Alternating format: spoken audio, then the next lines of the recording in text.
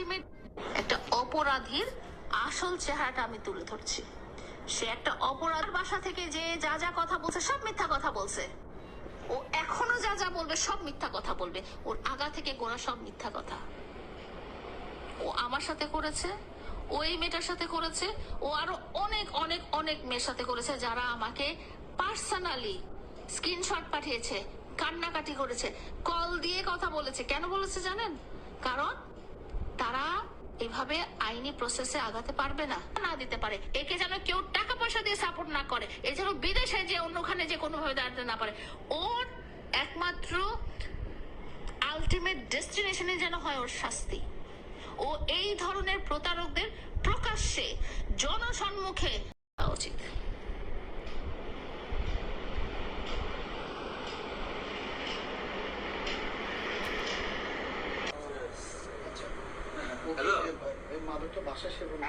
এই জন্য আমার আপনাদের সামনে আসা, যে আসলে আমার মতো নেক্সট একটা মেয়ে কোনো কিছু শিকার হওয়ার আগে যাতে সে আমার জিনিসটা দেখে, জানে, সত্যতা যাচাই করে। অবশ্যই আমিও মিথ্যা হতে পারি, তারা যাতে আমার কাছ থেকে সত্যতা যাচাই করে তারপর মামুনের সাথে সম্পর্কে জড়ায়, যাতে মামুন আরেকটা মেয়ের ক্ষতি করতে না পারে। আমার কিন্তু আপনাদের সামনে আসার উদ্দেশ্য এটাই, যাতে সে আরেকটা মেয়েকে টার্গেট করে এই ধরনের ক্ষতি না করতে পারে।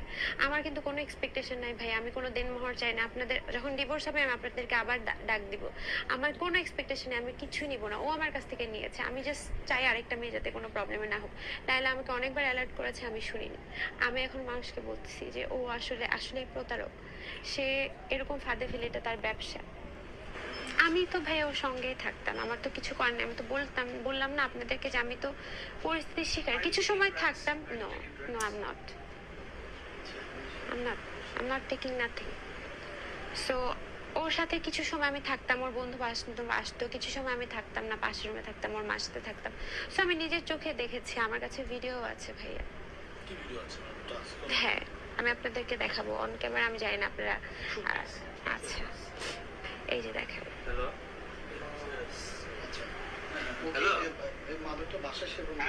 বাসায়, ফ্রেন্ডের বাসায়।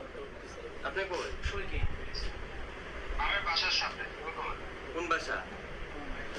ও আমার ফোন থেকে অনেক কিছু প্রুফ নিয়ে নিয়েছে ভাই। আমি আপনাদেরকে অনেক কিছুই দেখাইতে পারতাম, বাট আমার ফোন থেকে অনেক কিছু নেওয়ার কারণে ও এখন আমাকে খারাপ বানাবে হয়তো, বা আপনাদের সামনে আমার চরিত্র নিয়ে খারাপ কিছু করবে। আমি তো ভাই মায়ের খেয়ে আমি তো ভুক্তভোগী, আমি তো সংসার করতে চেয়েছি, আমি লাস্ট পর্যন্ত আমি পারিনি। না হলে আমার তো ভাইয়া মিডিয়ার সামনে এরকম আলোড়ন করে, আমার তো ভিউ ব্যবসা না, আমি তো কোনো আইডি বানাচ্ছি না, আমি কোনো ভিডিও বানাচ্ছি না। আমার তাহলে আপনারা জাস্ট নর্মালি চিন্তা করেন যে আমার কি উদ্দেশ্য।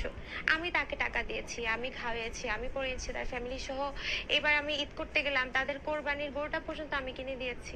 তো আমার তো কোনো ভিউ ব্যবসা ছিল না, আমার তো কোনো ইন্টেনশন ছিল না ভাইরাল হওয়ার, আমার কোনো আইডি নেই ভাইয়া।